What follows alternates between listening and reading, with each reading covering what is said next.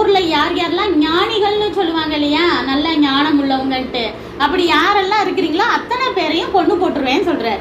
இப்ப தானியேல்ங்கிறது யாருன்னா, இஸ்ரேல் தேசத்துல இப்ப யுத்தம் வந்தா நான் சொல்லியிருக்கேன்ல, பிடிச்சிட்டு போயிருவாங்கன்னு சொல்லிட்டு, யுத்தத்துல தோத்தா, அப்படி தோத்ததுனால தானியேல் அவங்க ஃப்ரெண்ட்ஸு அப்படின்னு சொல்லிட்டு சில மக்களை பிடிச்சிட்டு போயிருப்பாங்க. அப்ப அவங்க பார்க்கும்போது தானியேல் நல்ல நாலேஜா இருக்காருன்னு சொல்லி அவருக்கு ஒரு நல்ல பொசிஷன் கொடுத்து வச்சிருப்பாங்க.